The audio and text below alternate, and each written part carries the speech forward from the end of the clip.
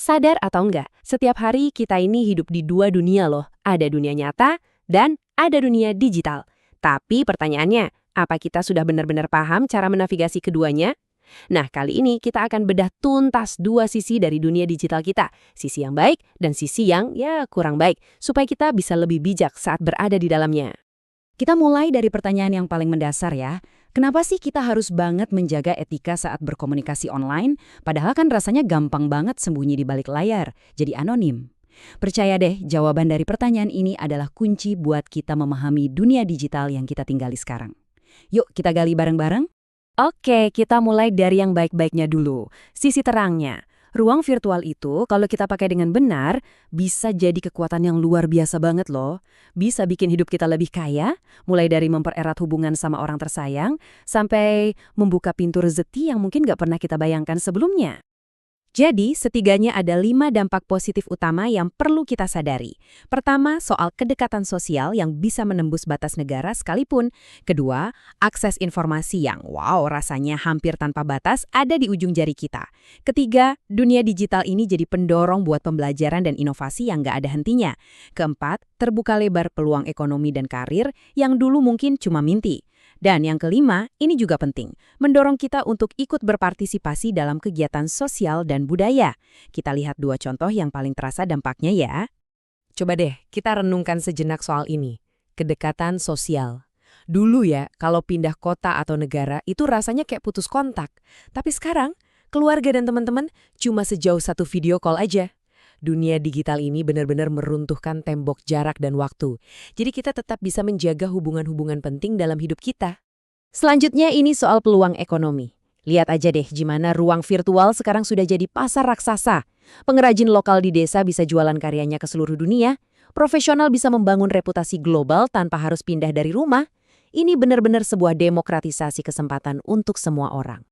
Tapi ya, seperti koin yang punya dua sisi, dunia digital juga punya sisi gelapnya. Sekarang kita harus lebih hati-hati. Kita akan melangkah ke sisi lainnya, risiko-risiko yang tersembunyi di balik layar yang bisa muncul kapan saja saat kita lengah. Nah, ini dia 5 resiko utama yang terus mengintai kita. Pertama, dampaknya ke kesehatan emosional kita. Kedua, cepatnya penyebaran hoaks dan ujaran kebencian yang bisa memecah belah. Ketiga, ancaman yang sangat nyata soal privasi dan keamanan data. Keempat, resiko kecanduan teknologi yang diam-diam menggerogoti waktu dan produktivitas kita. Dan yang kelima, lunturnya etika dan tanggung jawab digital. Mari kita lihat beberapa yang paling berbahaya. Nah, coba lihat perbandingan ini deh. Kelihatan banget kan bedanya? Hoax itu menyebarnya secepat kilat, cuma butuh satu klik share tanpa mikir. Sementara itu, untuk mendapatkan informasi yang benar, kita butuh usaha, butuh pemikiran kritis. Inilah kenapa literasi digital itu penting banget, untuk melawan kesalahpahaman dan menjaga hubungan baik antar kita.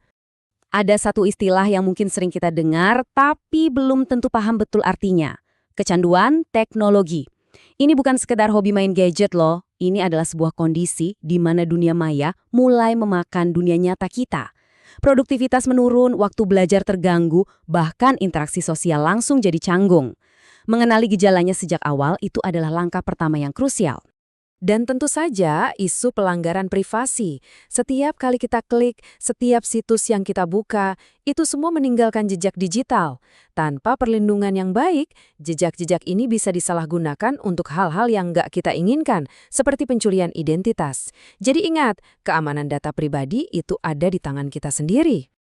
Jadi gimana dong? Setelah kita lihat sisi terang dan gelapnya, apa solusinya?